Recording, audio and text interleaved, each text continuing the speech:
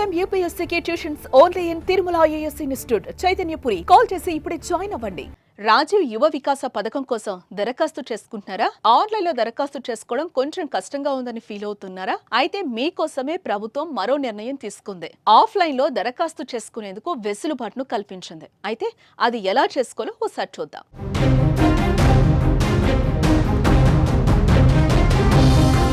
రాష్ట్రంలోని నిరుద్యోగులకు ఉపాధి అవకాశాలు కల్పించి వారి కాళ్లపై వారు నిలదొక్కుకోవాలనే ఉద్దేశంతో రేవంత్ సర్కార్ రాజీవ్ యువ వికాస పథకానికి శ్రీకారం చుట్టింది. అందుకే ఈ పథకాన్ని ప్రభుత్వం ప్రతిష్టాత్మకంగానూ తీసుకుంది. ఈ పథకం ద్వారా రాష్ట్రంలోని ఎస్సీ, ఎస్టీ, బీసీ, మైనారిటీ వర్గాలకు చెందిన నిరుద్యోగ యువతకు స్వయం ఉపాధి అవకాశాలను కల్పించేందుకు ప్రభుత్వం ఆర్థిక సాయాన్ని అందించనుంది. అయితే ఈ పథకం కోసం ఇప్పటి వరకు ఆన్లైన్లోనే దరఖాస్తులు స్వీకరించిన ప్రభుత్వం ఇకపై ఆఫ్లైన్లోనూ తీసుకునేందుకు మార్గదర్శకాలను జారీ చేసింది.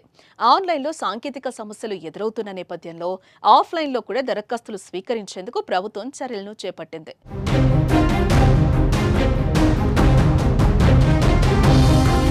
ఆఫ్లైన్లో దరఖాస్తు చేసుకునే వారి కోసం ప్రభుత్వం నమూనా దరఖాస్తులను విడుదల చేసింది. దరఖాస్తులో 27 అంశాలకు సంబంధించిన వివరాలను పొందుపరచాల్సి ఉంటుంది. ఆధార్ కార్డ్, క్యాస్ట్, ఇన్కమ్తో పాటు దరఖాస్తుదారులు దివ్యాంగులైతే సదరం సర్టిఫికేట్ను కూడా యాడ్ చేయాల్సి ఉంటుంది. దరఖాస్తు ఫారంను పూర్తి చేసిన తర్వాత ఆ పత్రాలను మండల ప్రజాపాలన సేవా కేంద్రాలు అంటే ఎంపీడీఓ కార్యాలయం, మున్సిపల్ కమిషనర్ కార్యాలయం లేదా జోనల్ కమిషనర్ కార్యాలయంలో సమర్పించాలి.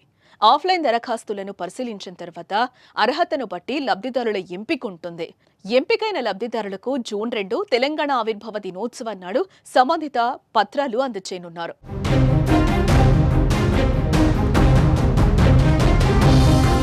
మరోపక్క ఆఫ్లైన్ సౌలభ్యం ద్వారా ఎక్కువ మంది యువత ఈ అవకాశాన్ని వినియోగించుకునేలా ప్రభుత్వం చర్యలు తీసుకుంటోంది.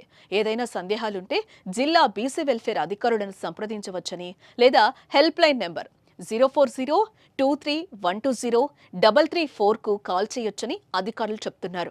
అయితే దరఖాస్తుల స్వీకరణకు ఏప్రిల్ 5 వరకు ఉన్న గడువును ప్రభుత్వం ఏప్రిల్ 15 వరకు పొడిగించింది. ఇక ఈ పథకం ద్వారా గ్రామీణ ప్రాంతాల్లో 1.5 లక్షలు, పట్టణ ప్రాంతాల్లో 2 లక్షల వార్షిక ఆదాయం ఉన్న కుటుంబాల యువతకు 50,000 నుంచి 4 లక్షల వరకు ప్రభుత్వం ఆర్థిక సాయం అందించనుంది.